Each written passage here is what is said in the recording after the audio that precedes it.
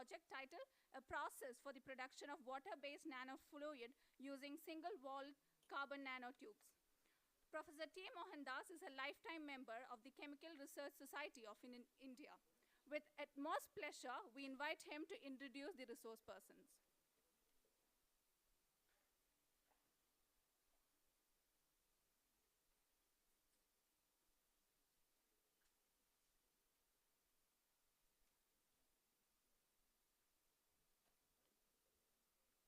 Good evening to all of you.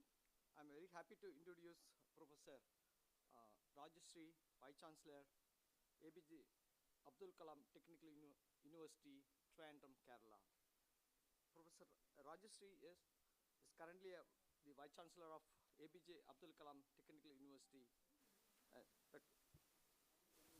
She is a professor in computer science and engineering, and she has served in a government engineering college under the State Technical Education Department for the past 27 years in various capacities as assistant professor, professors, and principal. Before joining as the Vice Chancellor, she was a director of IIIT MK.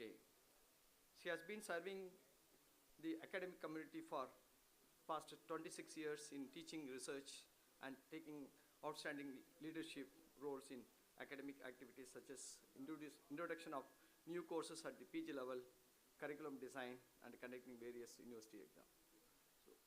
So let me welcome Madam for sharing this particular.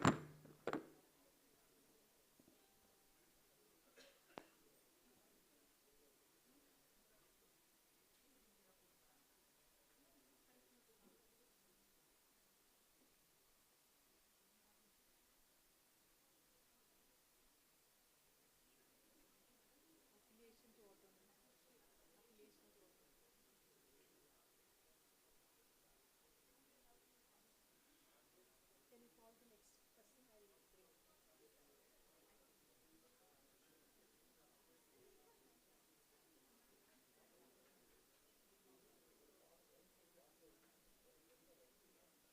And again, we get the room of the case.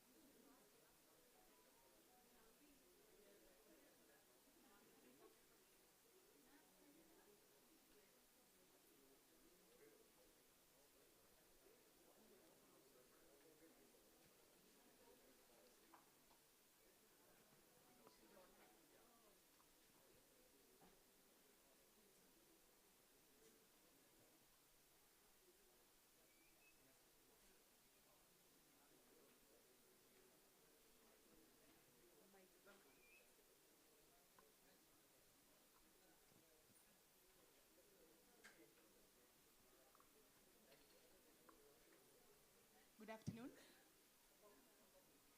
Sorry for all those troubles. The presentation was lost from from the desk, technical desk. So I thank Professor Krishnan and team for this wonderful opportunity to deliberate on a wonderful topic. So my talk will be on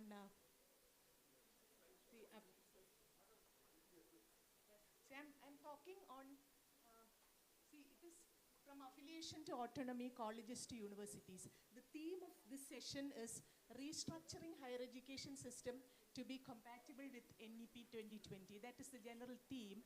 And I have chosen a subject which is very subtle while implementing NEP 2020. And this needs a lot of levels of deliberations, I believe. So before introducing the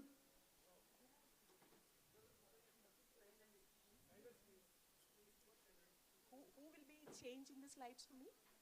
Okay, I'll say next slide and you can. Which one? To advance.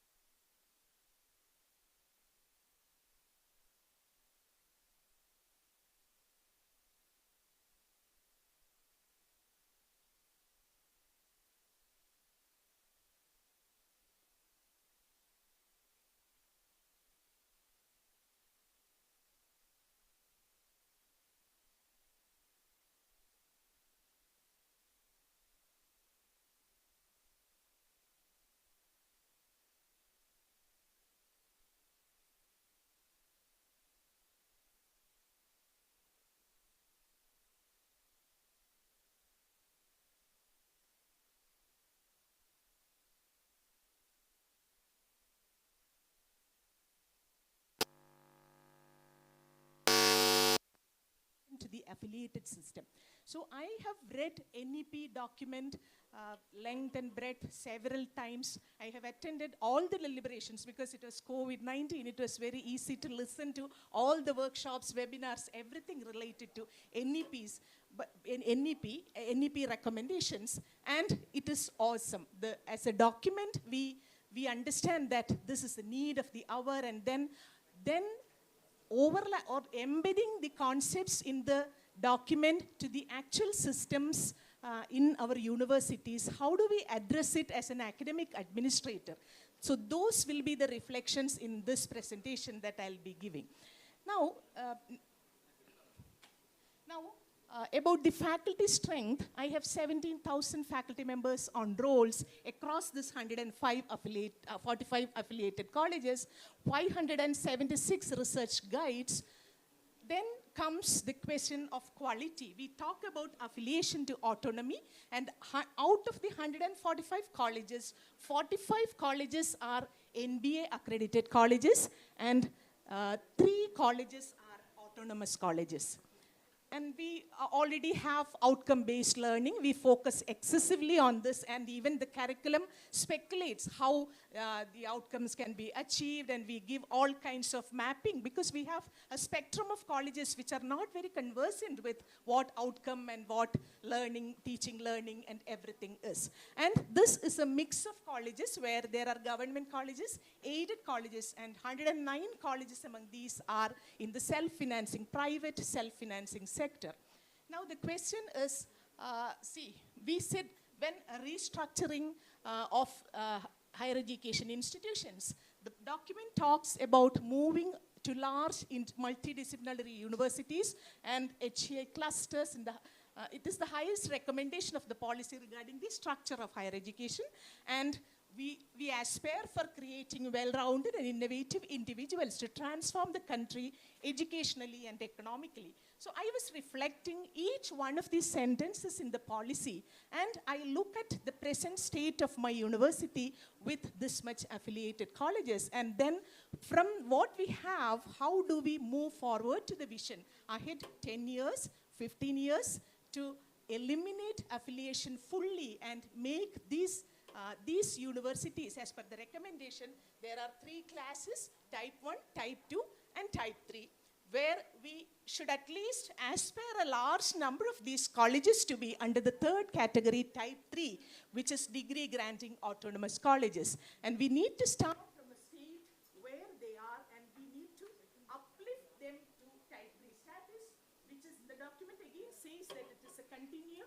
where type 3 can go to type 2 and it can go to type 1, etc. All of you must be familiar with that. I don't want to get into the details of that. So given this state, having given this context,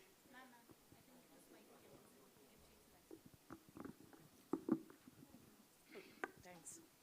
Sorry for that. So given this, you have to uplift a large number of colleges to the type 3 category, which is affiliated or degree granting colleges. Now, we have a system wherein we conduct academic audit in the university. So my responsibility as an administrator is to empower these colleges to become autonomous. At the end of, say, 5 years, how many colleges can become autonomous? At the end of 10 years, how many colleges can become autonomous? It is not leaving those colleges which can't be degree granting, but how to empower them to attain that quality. That is one question. Then the other side, all of the speakers in the previous section also, they were coming from institutions of national eminence where they have only a single segment to address. Yes, I do have an opportunity for me because my schools is a greenfield project for me. Our schools have not started. It is only a 7-year-old university. We are in the process of starting our schools. So that's very easy for me because the recommendations are well laid, how we should be making the schools, how we should be making the programs, everything. It can be clearly crafted. There's no issue out there. But the pertinent question lies here. Now, how can university act as an enabler for colleges for new initiatives? That is what we have been thinking, and we have how can we have support services like industry, society connect, placement, research funding, promotion of innovation and startup culture, how to introduce model governance practices in alignment with NEP 2020. Can we have our system, our affiliating system work such that we can empower these colleges to each of these steps? That's what we are looking for. Then for promoting multidisciplinary and cross-disciplinary linkages, we are extensively looking at curriculum revision, which is capable of responding to the needs that NEP is suggesting. And we have already introduced minor programs in the university, which have different purposes. It is like, see, one aspect of minor is to introduce skilling. Like, we are an engineering and technology university, and I strongly believe that this kind of university, which is catering to the need of a large number of students across the state, has the most potential to respond to the recommendations of NEP, thus making well-trained, creative individuals who can contribute to the development of the nation, and you can contribute to the society, and who can be major contributors to the knowledge economy, which is being suggested as the main buzzword which will be defining the future of India.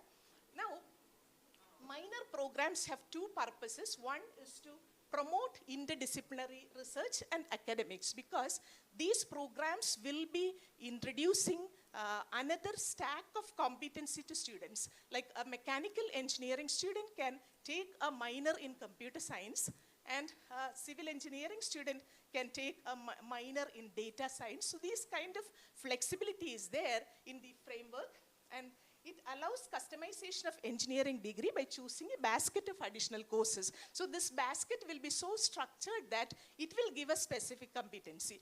And the structure, it is not only for skilling. Now I'm using it for skilling.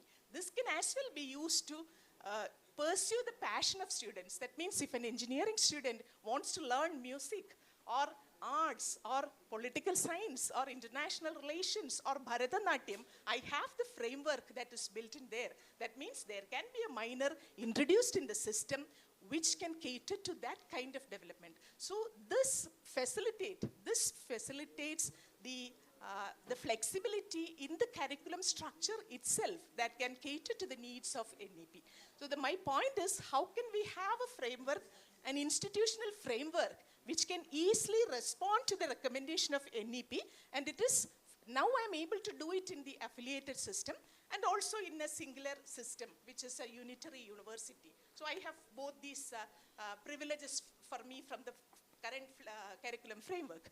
Now, my aim is also to empower the colleges to attain this status by looking at these kind of things and prepare themselves for becoming autonomous in the next, say, 5 years or 10 years. Then we do have 30 BTech programs with minor offered in 55 such baskets. That means any kind of competency can be brought in, and these 20 credits, minor we give 20 credits, and this will be beyond the requirements of BTech credits, which is 162. That means 162 plus 20. And in addition to this, we also have honors program, which gives in-depth competency in certain subjects. Like if an electronics engineering student wants to go deep into embedded systems or VLSI design, that is possible. If a computer science and engineering students want to delve deep into machine intelligence or whatever, it can be given, or applied mathematics. That is a common minor that is given across all branches of engineering. Now, coming to autonomy, institutional autonomy, as I said earlier, when we completely think of implementing NEP, it is not leaving some colleges there and then allowing only the powerful colleges to grow, but how to handhold the colleges over these years of implementation to become autonomous. So we have introduced some schemes for that. We mentor colleges to become NB or NAC accredited. What we do is we conduct an academic audit which is aligned with the speculations of the parameters that are specified by NBA and NAC, and this will be conducted a team of experts, external experts who will go to the college and look at the documents and then suggest the modifications to them. And the interesting point is that everything is done online. They can upload the documents, the auditors can look at the documents. If required, they can go there physically and see what is happening. They look at the teaching learning process, interact with people, and then come back and give the recommendations. So that is one major powerful thing that we are able to do. See, one major aspect is the governance of academic system has a very critical role to play in making all these possible. We have a completely digitally governed platform which allows us to make this happen very seamlessly. I am able to look at a college and see, I am able to look at a student and see how many credits he has earned and how many more credits he needs to earn to get an ABC, get a BTech degree. So the system is designed such that it centers around the curriculum. That means the curriculum is automatically captured. See, I can say that even after 10 years, if a student goes out from a college, from an institution, and then if the institution starts a new program which will be using some of the previously earned credits, it is possible now, mixing and matching and giving a new stream or new thing that's coming in the future. So that kind of flexibility has already been brought into the system. That means when we think of these recommendations, implementation of the policy, the capability of the administrative framework to cater to these needs is very important.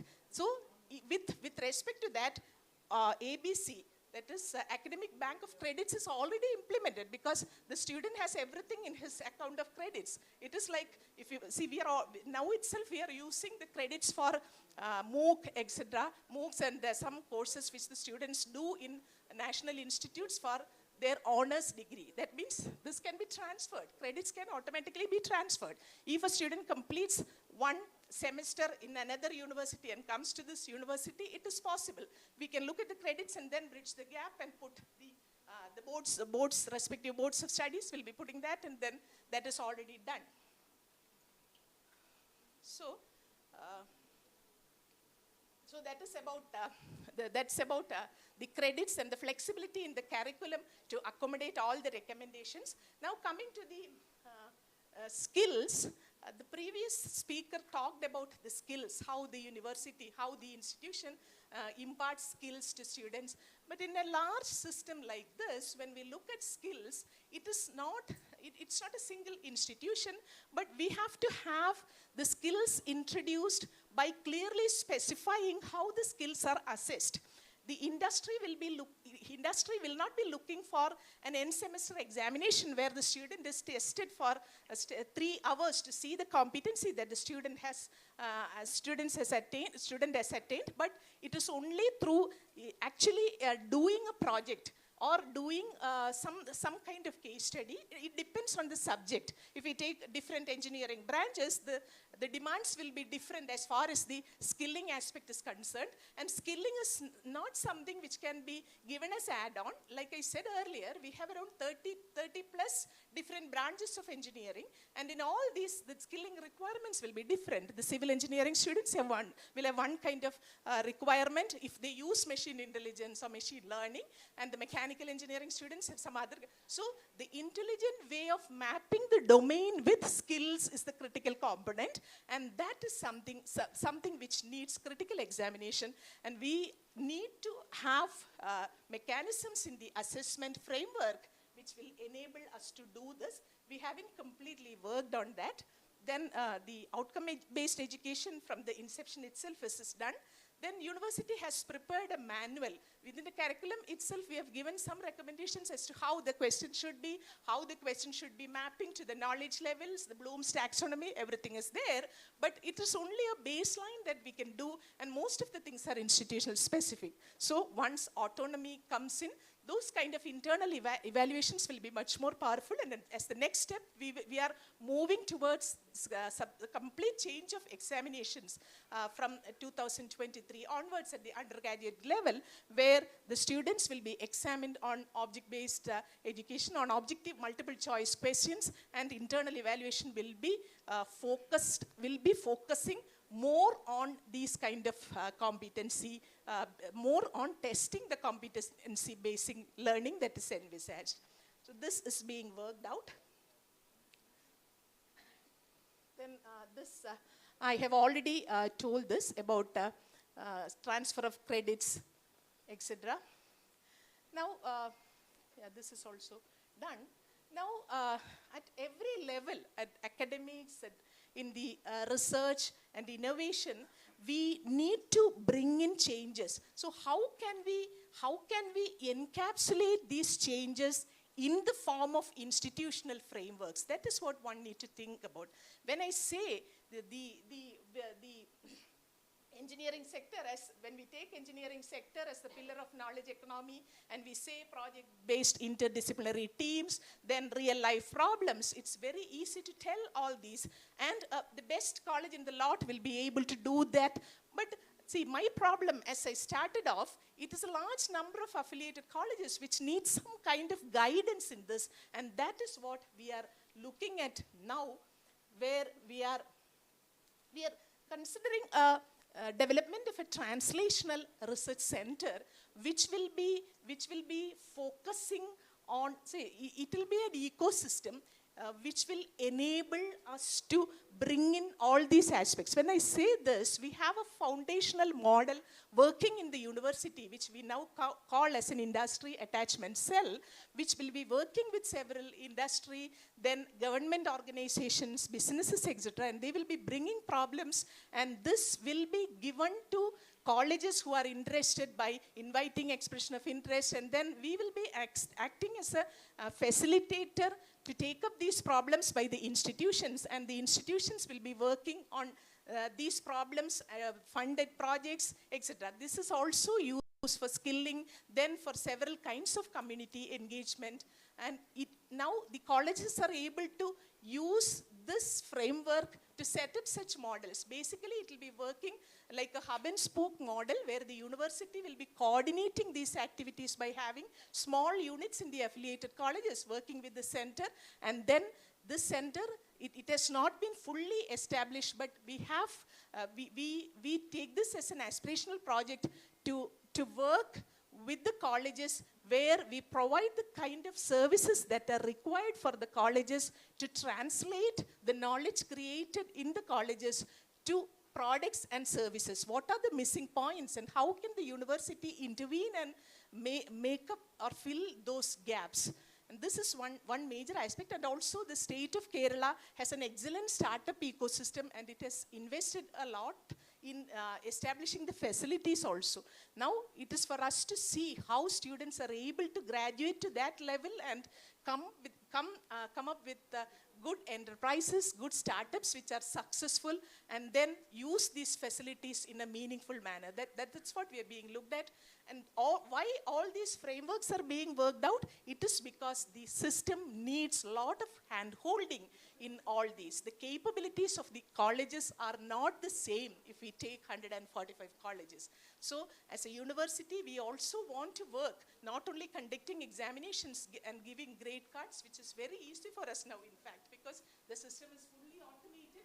A student, after he registers into the system, till the certificates are pushed down to the National Academic Depository. Everything is automated, and everything is done out there. But it is something more. How can we empower the colleges to respond to the recommendations in the policy, and how we can help them grow? That is one of the major things we are looking for, and these are all towards that.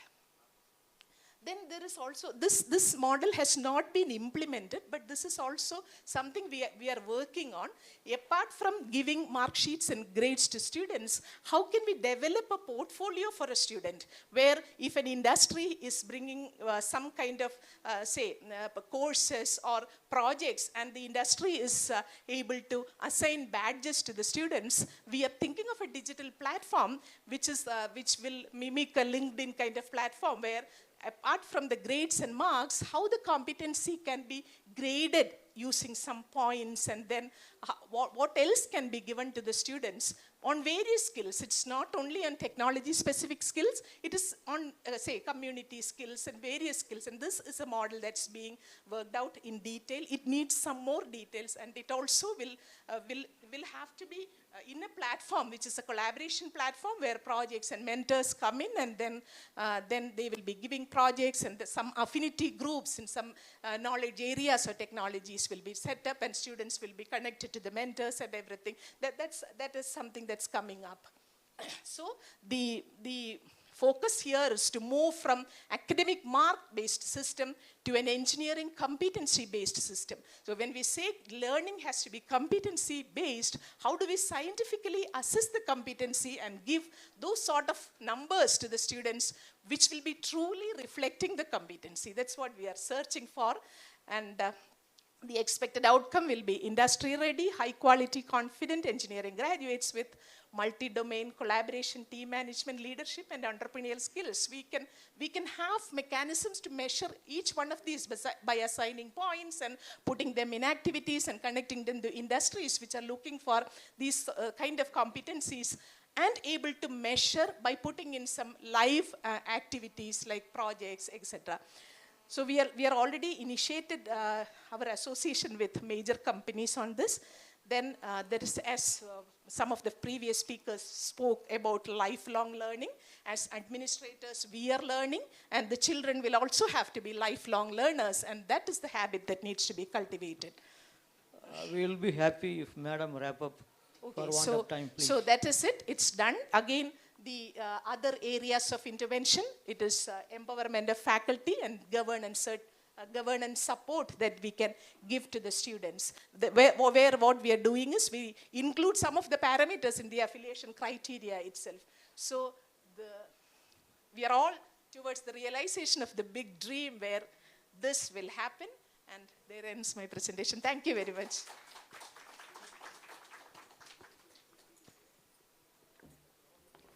Thank you so much, Madam, for your valuable recommendations on revamping the higher education system and National Education Policy 2020. May I request Mohandas sir to introduce the next resource person.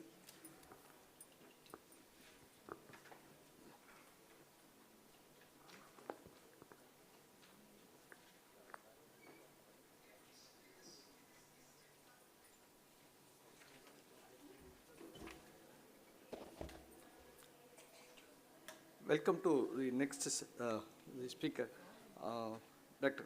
Professor D.V.L. Somenazulu. He has around 33 years of experience in teaching, research, and consultancy, and also outreach programs in the field of computer science and engineering. He is currently the director of IIT Design and Management, Manufacturing, Kanchipuram.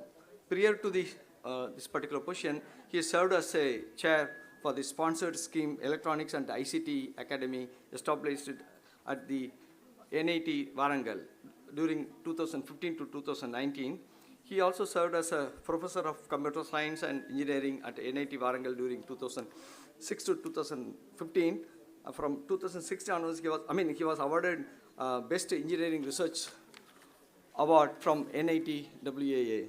He served in various administrative positions at NIT Warangal as a head of the Department of CSE, Dean, and also professor in charge of MIS.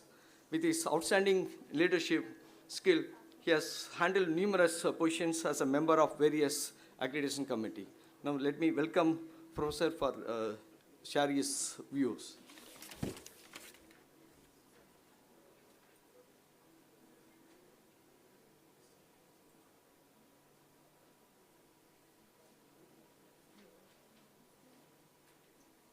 the session 2, with my name folder. Yeah, good evening, everybody.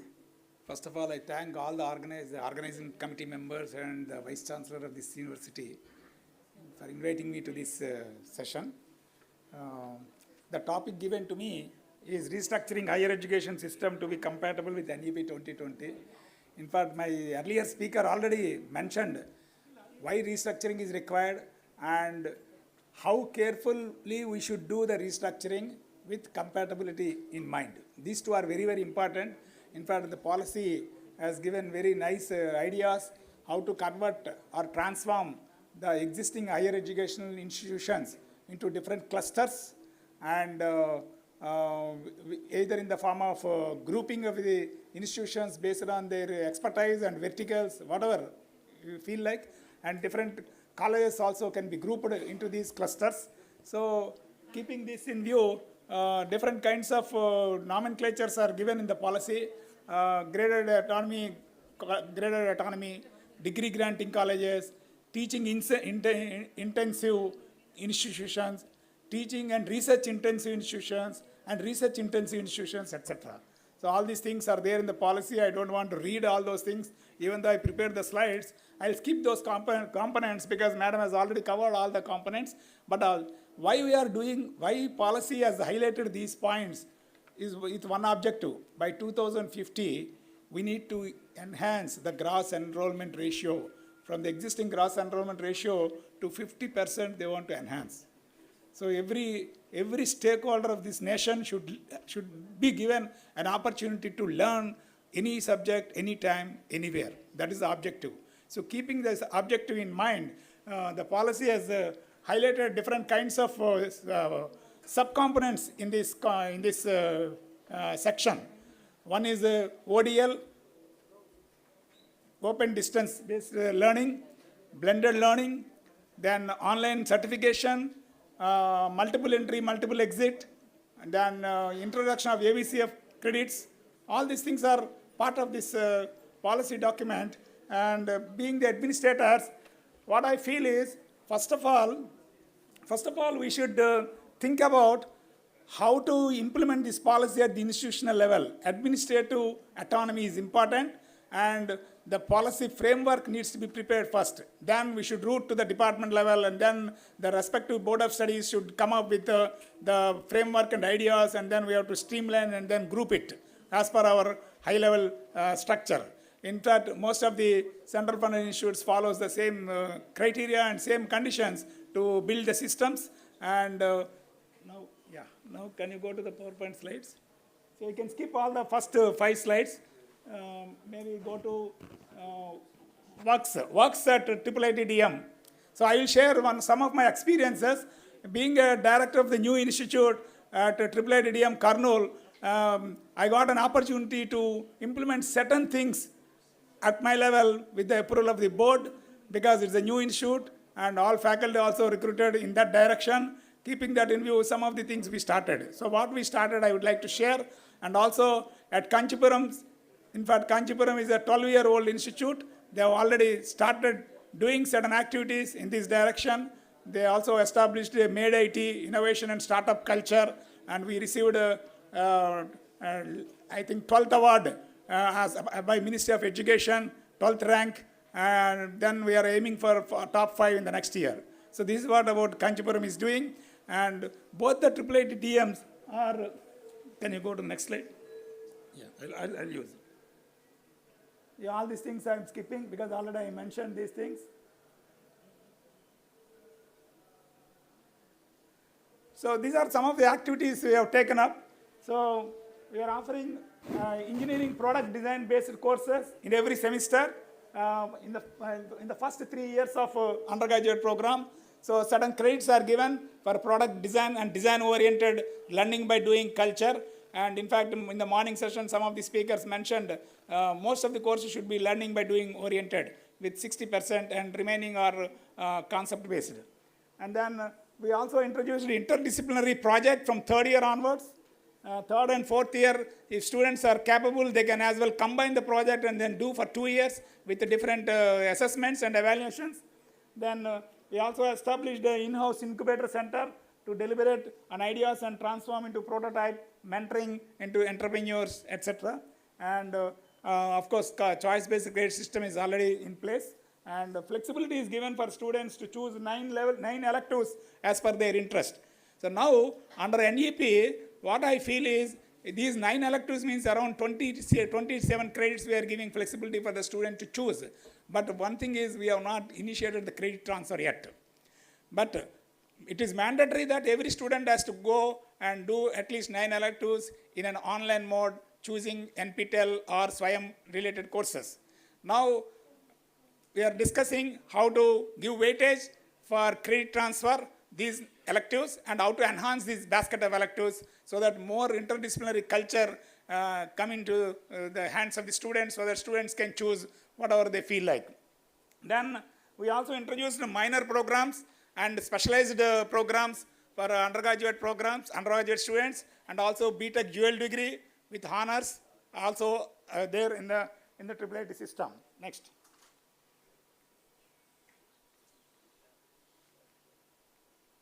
Next, blended mode of learning we have implemented. And this year what we did is we signed MOU with IIIT Allahabad. Both the IIIT DMs have signed MOU with IIIT Allahabad to offer and implement the academic bank of credits concept. And in fact, the Ministry of Education has already given an idea and a paper order to start. And then we have to give a plan of action. Keeping that in view, both the senates have approved to start at least 2 courses from each department to open the courses for all the students of these 3 institutions. So 3 IIITs can take, any student can take the course, but there is a limit, there is a course structure, there is a course syllabi, and evaluation is done by the respective assessment pattern of the institute, and later the IIIT, whoever students are taking, those institutions should transfer the credits as per their rules and regulations and as per the recommendations of the Senate. So the equivalency rules are in progress. Maybe by the end of the next semester, we will come up with the rules and then we will implement. But from July 22 session, we are starting 6 different courses, 3 from each department, we are implementing. And as far as Kurnool is concerned, these are all common for both. As far as IIIT DM Kurnool is concerned, so we started a PG diploma course in digital leadership in smart manufacturing by joining hands with IIM Visakhapatnam and also Wipro 3D Manufacturing Company. So all 3 institutions jointly offering 1-year PG diploma for working professionals. And the course starts from August 2022. Already curriculum design and launching, everything is ready. So we are starting shortly. And in addition to that, we also, in fact, in the earlier session, Professor Kannaviraman mentioned the importance of AIML, etc. 60% of the market share is AIML only. Everywhere AIML. So keeping that in view, we started a BTech program on AI and data science with an intake of 60. Both the years, 99% seats were admitted. Students were admitted, and there is no vacancy also, except 1 or 2 category seats were not filled, but remaining seats are full. Now, in order to enhance the job placements and packages for our students, what Kurnool we did is, we conducted a 6 months internship, rigorous training at our campus in online mode by inviting industry experts for around 50 students. So there is a great improvement I have seen as a director. The average package was last year, in 2019, the average package was 5 lakhs. Today, the average package is raised to 10.2 lakhs. So one of the students got 1.54 crores job in Amazon, and so that is a change we are seeing by giving training. So now, keeping that in view, we started interdepartmental minor courses on AI, ML, AI data science, IoT, and quantum computing, and robotics and drones. So these minor programs we started. In addition to that, we also have a strong industry connect with Samsung. So Samsung is ready to establish a Samsung Research Lab. So in the month of August 2022. So our campus construction is progress. That's why I'm delaying the launching of the Samsung Research Lab. So as part of this lab, the MOU, the agreement is 5 years they support. Every year they give around 50 lakhs worth funding in the form of hardware and software. And what we have to do is we should train the courses on AI, ML, and IoT, and big data, and Hadoop and MapReduce programming. These 5 technologies we need to train our own students and also the surrounding college students during the summer vacations. That is our understanding. Training is not the only thing. In addition to training, we should also have research, joint research, and consultancy on the problems that Samsung is suggesting. And another part is, we also finished last year 8 worklets on a small research problems were given by Samsung mentors to our faculty, and students and faculty and mentors from Samsung. All 3 joined hands in a very short duration projects. You know, industry always puts a time constraint, but academicians, we don't keep that time into consideration. But in 4 months' time, all the 10 projects, 10 worklets successfully completed. 80% of the worklets scored excellent grade, and remaining 20% in A grade. So, and all the students got jobs. That is the practical training aspect we started, joint mentor-mentee institution mode, and Samsung is also giving a lot of support in strengthening the research activities at our institute, because it's a new institute. I want to build in line with the industry connect, and industry institute interaction is very, very important as far as the skill sets are concerned. In fact, Kannavaram mentioned about skills, and our curriculum has to be revamped into a skill-oriented mode by taking sector skill councils content that were already available in our system in online mode. In fact, I represented IIIDM Kurnool, and then I attended a AP State Skill Development Corporation meet, where I met 58 different sector skill council CEOs. So what they mentioned is, all the courses must be aligned with the skill compliant. That means whatever the lab courses that we are running in traditional mode, that needs to be converted into a skill-oriented mode, so that if the curriculum is aligned in that fashion, then definitely all the students will get wonderful opportunities, and skilling can happen very easily. That is but any institution can take up, but the Skill National Council and NSKF has to give approval for you to start the course. They vet your content, and they see your assessments, pattern, etc., and then they permit. Once you permit, you can give a skill compliant certificate for students also. So that is these are some of the things we started, and also we signed several MOUs with industries to start the activities. Now, as far as this restructuring is concerned, I have some viewpoints with my experience, because I was there in several committees, and also I represented different board of studies, etc., in different affiliated colleges in Andhra, Telangana, and Tamil Nadu, etc. So keeping that view with my experience, what I thought is, 50% of the courses in every course, 50% credits must given to core engineering, including labs, etc.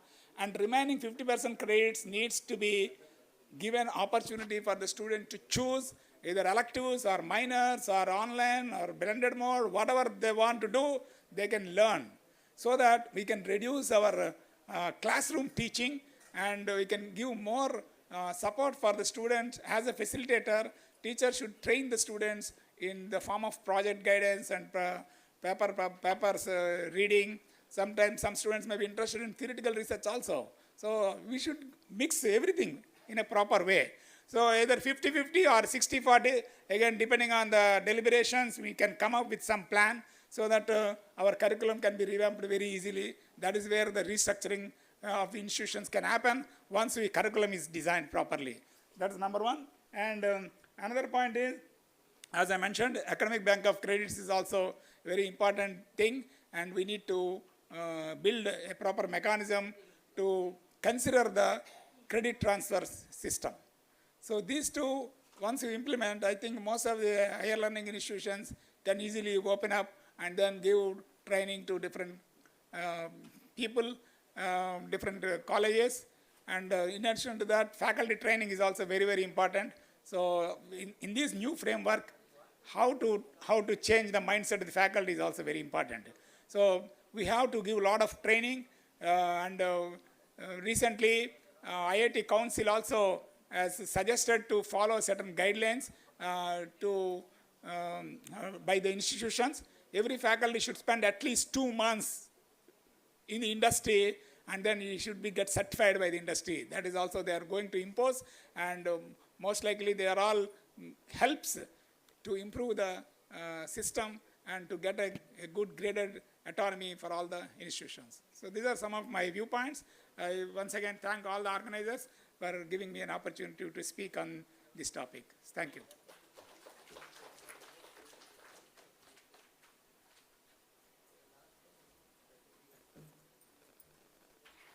Thanks a lot, sir, for your great insights on the topic of restructuring the higher education system and how we can help in the easier implementation of NEP. May I request Mohandas, sir, to welcome the next resource person onto the dais.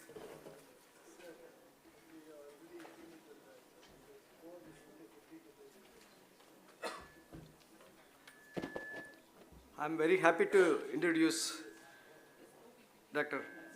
Swansini Mohan. He is a Vice Chancellor of DBHBS, Dakshina Bharat Hindi Prachar Sabha, Madras. The institute has been declared as one of the national importance by the Act of Parliament in year 1964, and he was he has formerly served as a Pro Vice Chancellor and Chancellor of the University of Burdwan, West Bengal. He was also former visiting research fellow in the University of New South Wales, Sydney, Australia. Dr. Dan has served as chairman of different committees of UGC, Western Region, and is currently chairman and member coordinator of various NAC teams. He also acted as a member of various committees like selection committees of UPSC, etc. Now let me invite him for sharing his view.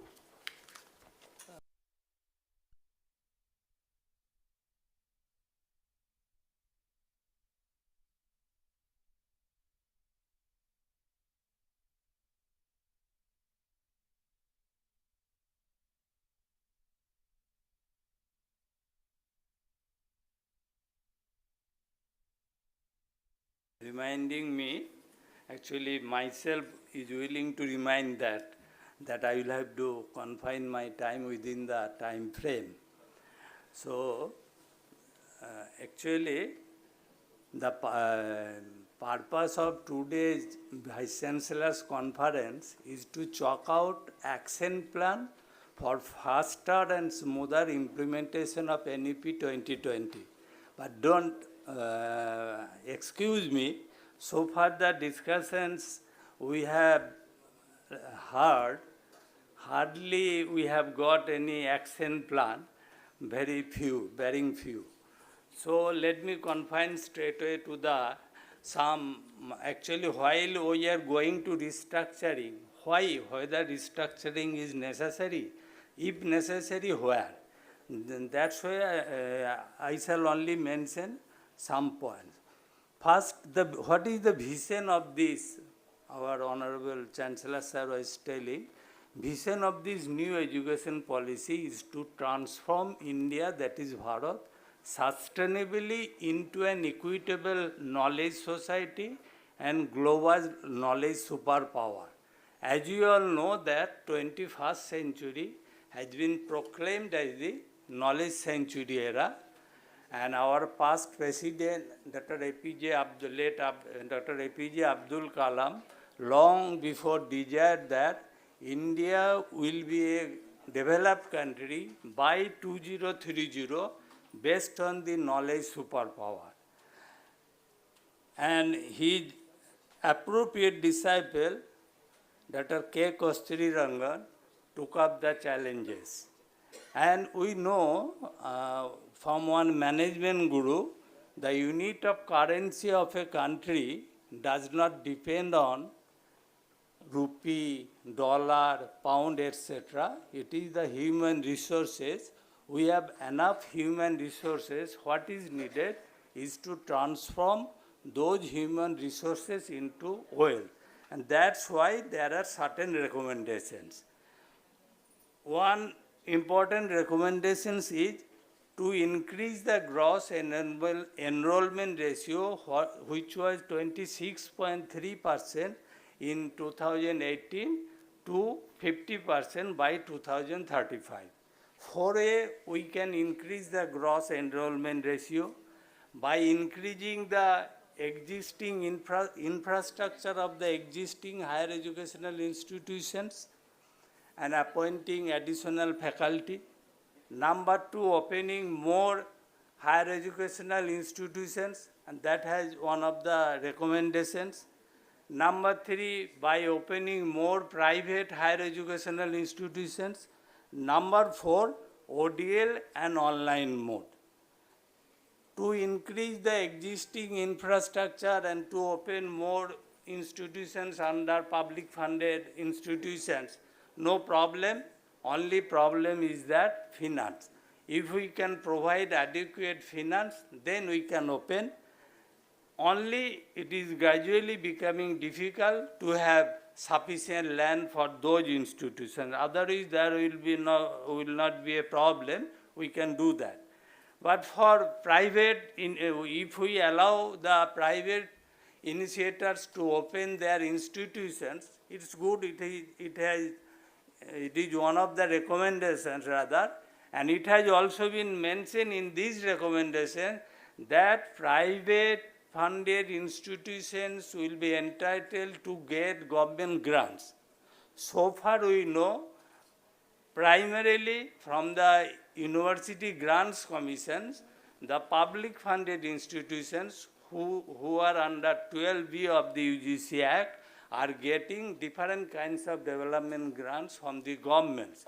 Now, if the private funded institutions are also has to give share, then we will have to increase the budgetary provisions. And it has been proposed to increase the budgetary provisions 3% of the GDP to 6%. Yes. And that recommendation was in the earlier commission of 1986 also, but that has not been acted upon. So there is one problem. Moreover, as you all know, throughout the country, if you look at the infrastructure of the private institutions, just like corporate like infrastructure, well, neat and clean infrastructure, campus, decent campus, compared to public funded institutions, naturally there will be an attraction to go for private funded institutions. So those who can pay, they will go to the private funded institutions, and those who cannot pay, there will be a difference between haves and have-nots. So appropriate legislation is to be made, the maximum ceiling of tuition fees, and there should be a percentage of quota for the poor, socially, socio-economically underprivileged section of the society. 20% or 25% of the total seats should be reserved for them with minimum fees. They will be able to pursue their higher study. Fourth one, ODL. Just few days ago, UGC, not UGC, Distance Education Bureau has already given its notification that institutions having NAC grade 3.01, earlier it was 3.26, now they have made it 3.01, are entitled to run distance education along with online. I do not find any rationale behind it. The institutions which do not have NAC score 3.01, they are entitled to run their normal courses, regular courses. They can offer PhD, they can offer so many degrees. But so far distance education, they will have to have NAC score 3.01.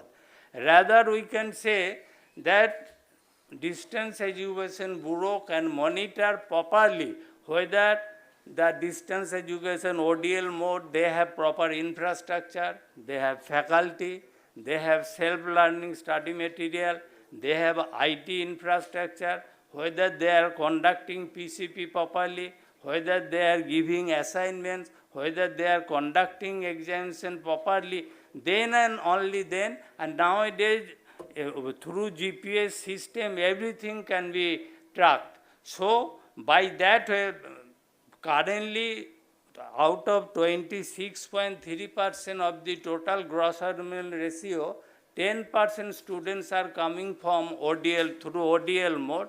If we curtail the ODL mode, at the same time, we are deserving to increase the gross enrollment ratio 50% by 2035. Already 4 years left, only 13 years left. So it will be very difficult. After doing all such things, suppose public funded institutions, 6% of GDP is provided, private higher educations are given permission to open, distance education have been given, till it will be very difficult to achieve 50% until and unless there is adequate provision for employment. If there is no guarantee of employment, there is no provisions for employment, students will not be attracted to go for higher studies. They will curtail their higher studies in between if they are jobless. So this is one area we have to look into. Second important recommendation, holistic and multidisciplinary education. This is very, very important. Actually, today's higher educational institutions will not merely be an institutions to conduct syllabus-based coaching, conducting examinations, and conferring degrees. These are the main objectives, but they should be holistic in their strategic outlook and approach to enable the young leaders of today to grow physically, mentally, intellectually, with a high sense of honesty, sincerity, dignity, capability, and ability to be a team builders come team players. That is why we are talking about outcome-based education to improve instead of rote learning. They should have experiential learning. They should be encouraged. Their critical thinking, cognitive skills should be developed. So that's why outcome-based education has come into picture. So far as multidisciplinary education is concerned, this is not a new one. You know, since 2014, UGC has been constantly giving pressure. All institutions will introduce CBCS. It is more extensive version of, okay, already 15 minutes I have covered. Okay, sorry. Then I will conclude. So more institution multidisciplinary, but only problem is that if we have to have multidisciplinary institutions, then the existing, there is a mindset that should be changed. I am just only 2 points where mentioned. So far I am not going into details. Research intensive and teaching intensive university, and that should create a confusion among the institution. Currently, all universities are doing research as well as teaching. If we bifurcate them, that these university will be research intensive university and those will be teaching intensive university, so there will be a discrimination among the staff, among the students, and inferiority, superiority feelings may create. So that should be looked into. And another important is graduation, multiple exit entry option is good, but 3 years graduate, 4 years graduate, 1 year postgraduate, 2 year postgraduate. For 4 year graduate, it has been mentioned that either with major or honors subject or with research project. So those students can directly go for PhD. That's good. But if they want to go for post-graduation, then in the PG first year, there will be 3 kinds of students. One who has completed 3 years graduation, another one who has completed 4 years graduation with major subject and honors subject, and another one who has completed 4 year graduation with research. So in the PG, we will have to arrange 3 classes. Syllabus should be accordingly, we will have to prepare syllabus accordingly. So these are the some problems we have to look into. And some other points, particularly I think that when a doctor gives some prescriptions, knowing fully well that it has some side effects, still he gives because it has more beneficial effect than side effects. So in the new education policy, there are some hurdles, still it has more benefits than hurdles. So we will have to accept it. And finally, I quote from Swami Vivekananda, arise, awake, and stop not till the goal is reached. Uttishtita jagrato, pappa barana nivodhita. Thank you.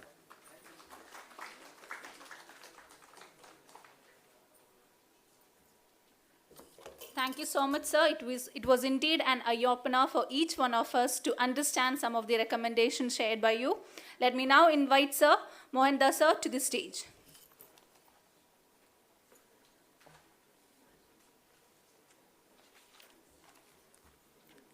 Welcome to the last speaker of this particular session, second session. I'm very happy to introduce Professor K.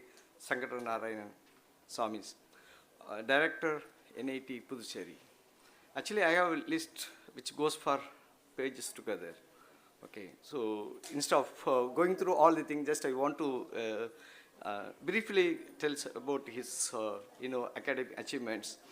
That he has published more than 100 papers and then guided around 6 research scholars, PhDs, and completed around 10 research major projects.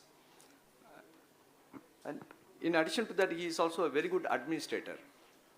And he used to take care of, the administration of NEP Puducherry very well.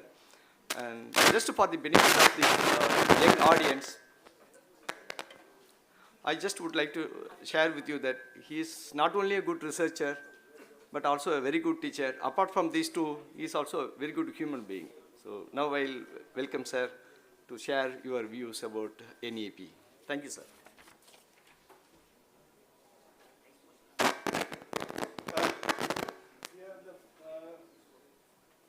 Encroaching to the third session, so I will be very brief.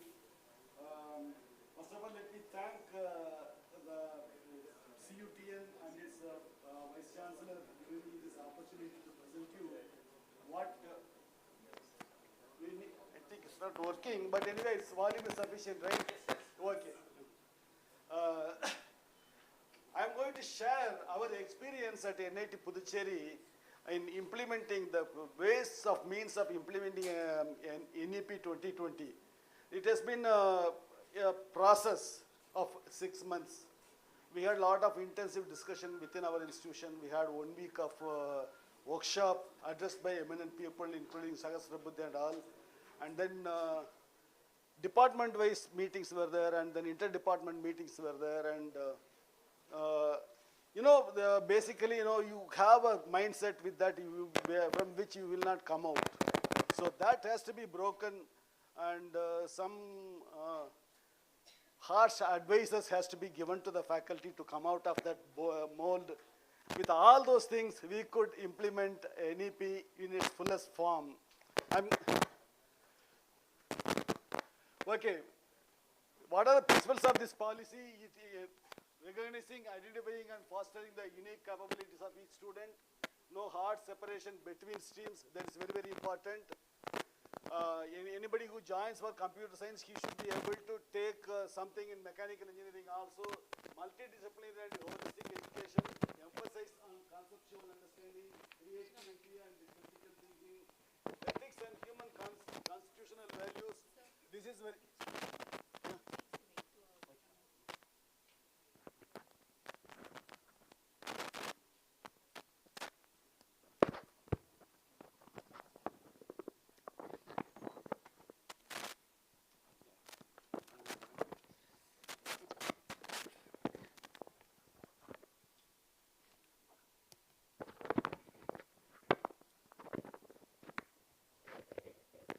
Okay, programming, multilingual and the power of language, extensive use of technology, light but tight regulatory framework, that's very, very important.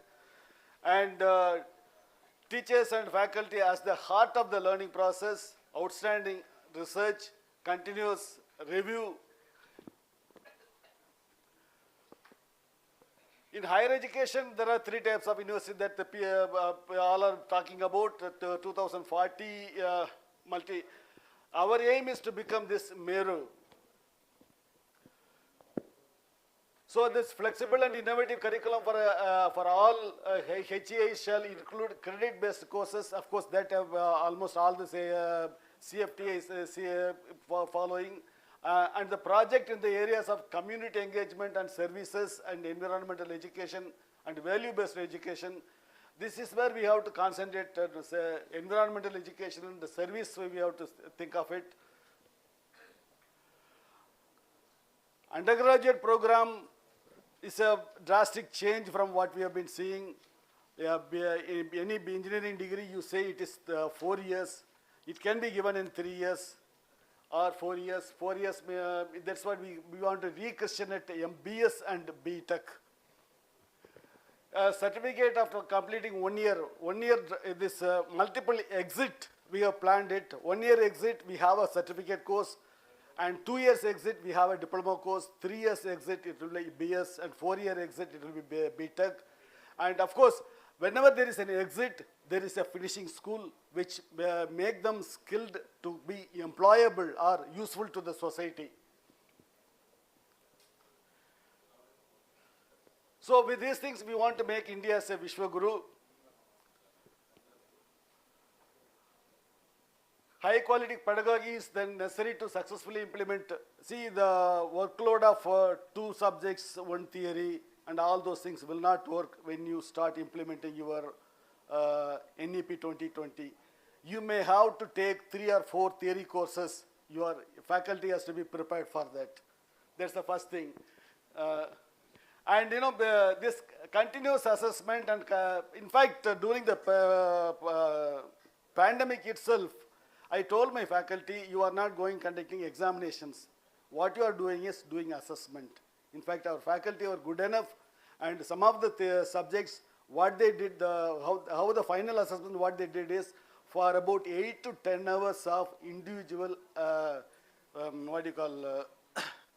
questioning, in-person questioning. Otherwise, they started cheating through this online test. They wanted to avoid that. They have taken extra effort to do that. So our faculty are trained in that.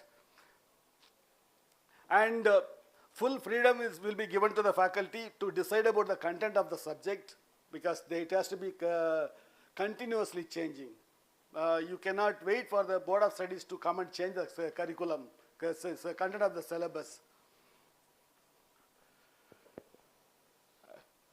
The main fulcrum for this, the students to be coming out of this one, is faculty has to be motivated, and they have to be empowered to take full control of it. Because when we have so much of flexibility introduced into the system, the students have to be properly guided.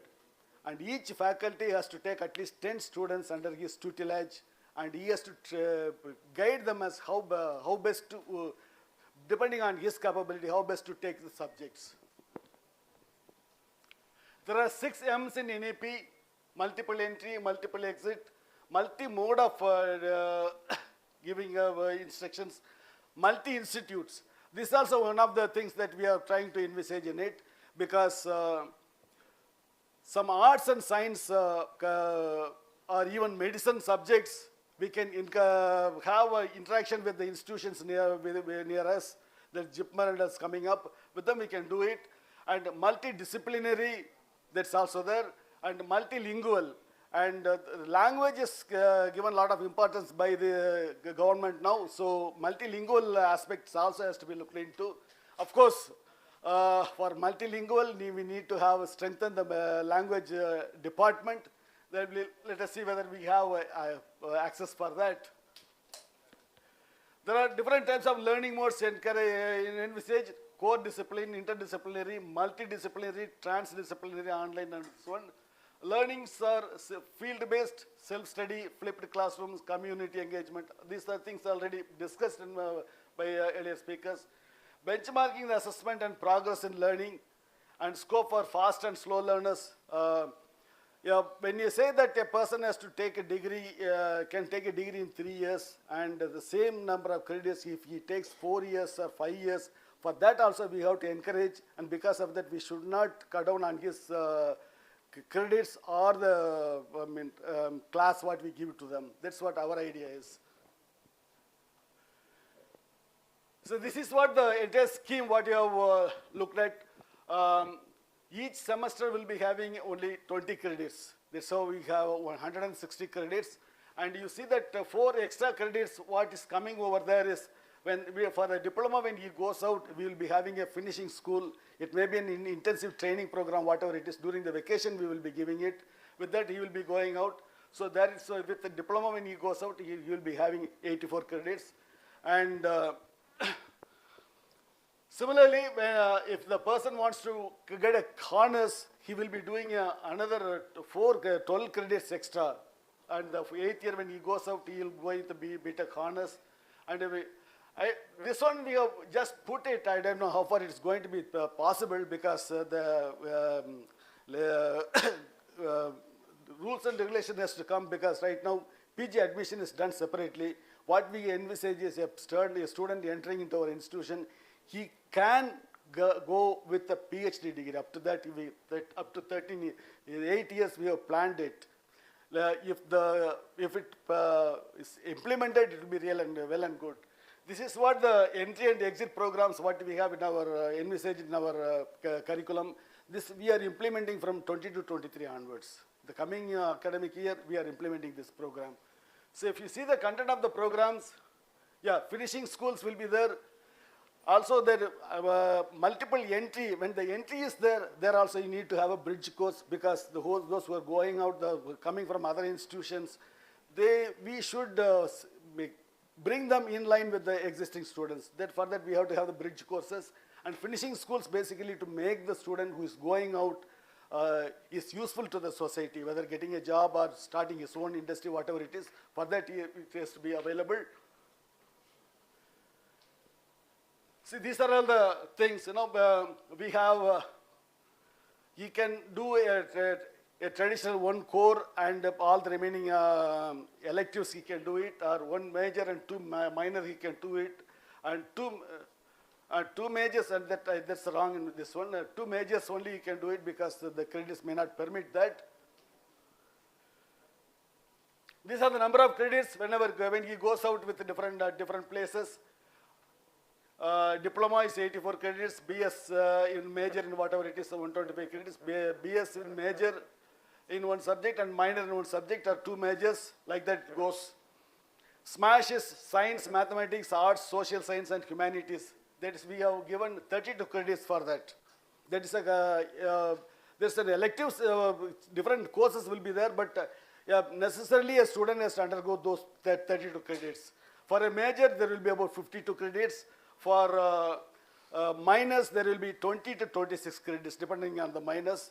And right now, all the faculty have worked out, each department have worked out their minors. It is interdisciplinary, two departments together also are offering minors. And what we envisage is, if the student has come out with collecting a few electives in a coherent way and asking that to be offered as a minor, that also should be possible. Yeah, these are the credit system what we have envisaged up to MS, MTech, MS and Doctor of PhD level itself. Up to that one we have given it. Whereas when it comes to the PhD level, there will be pedagogical training is a must, which is to be given to them. It is envisaged in the NEP 2020. This is a detailed way how the things are going on in each course. It will be there. MA1 means a major one. And after second year, when he is going out, there will be intensive training will be there. After third year, when he goes out, he will be doing the project. And the fourth year also, there will be a project. The project work is common. And when he does a double major, and also of aspect to become, to get a honors, he will be taking the electives in the allied major, either of those two majors. Though he has joined in electrical and electronics engineering, if he takes another major in computer science, if he can do 4 electives from computer science and get a honors in double major. This is what the system we have evolved in it, and it took us so many of deliberations, because asking the faculty to restrict a major to 52 credits itself was a big challenge. So they have to come out of their mindset and work out on that. And especially that was very difficult for mechanical, my branch, and civil branch.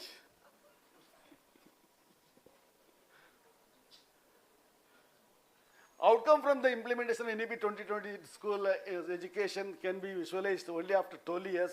On the other hand, the Industry 4 revolution requires immediate technological support from the young generation. That's why we are starting now itself, because we are not waiting for the students through the NEP 2020 to join our institution. The other presumed outcome of the policy are excellence in academic through sports management, and thus to make our motherland India as a superpower in the academic sector. For your information, we have initiated research in the area of physical education. In a continuously evolving system, changes are inevitable. Therefore, one has to adapt to the new avenues and adapt the outcome for sustainability in higher education system. Probably the concept of board of studies and all those things should vanish with NEP, implementation of the NEP 2020, because you have to be dynamic. You have to change your curriculum, change your system of teaching, depending on the need, especially in the area of computer science.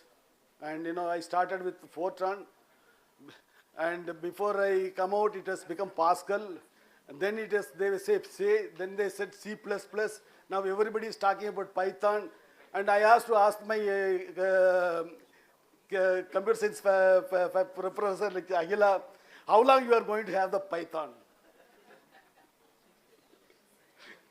Yeah, so we have to be very dynamic in changing our syllabus. That's all I have to present. I think I am within the time, right? Yes, sir. Thank you.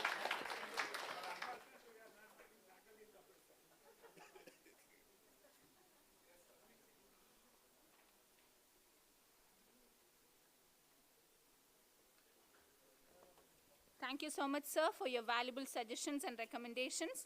May I invite Chairperson Professor A. Selvam, sir, to honor our resource person with a small token of love. I request Professor Rajashree Madam to kindly come forward and receive our small token of love.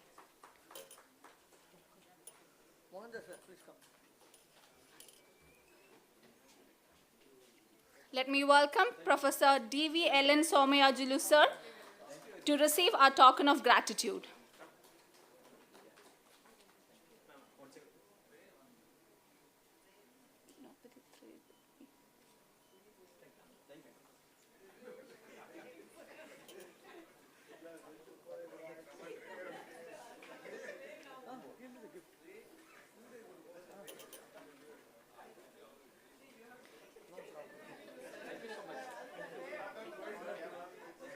May we now invite Dr. Swansini Mohan, sir, to kindly come forward and receive a small token of love.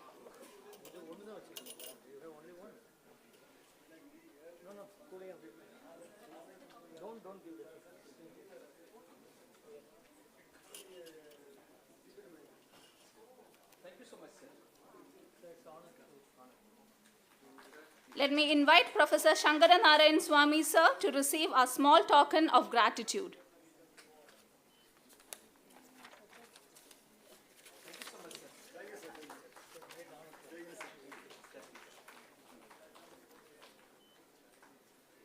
Thank you, sirs. It was indeed a great discussion on the topic, restructuring the higher education system to be compatible with NEP 2020. We take this opportunity to thank Professor A. Selvam, Dean of Students' Welfare of Central University of Tamil Nadu, who chaired the session. Thank you so much, sir, for your time and timely interventions. We would like to also thank Professor T. Mohan Das, Dean of School of Basic and Applied Sciences, Central University of Tamil Nadu, for introducing the resource persons to the delegates. Thank you so much, sir, for your valuable time. Let me also thank all our resource persons for your presentations and valuable suggestions.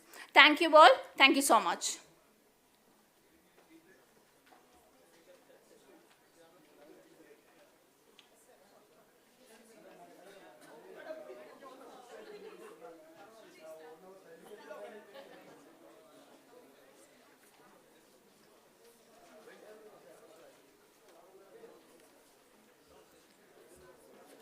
Good evening, one and all present here. We are now moving on to the technical session 3. Technical session 3 is the last session for the day. I request resource persons of session 3 to kindly be seated on front row. To kindly be seated on front row.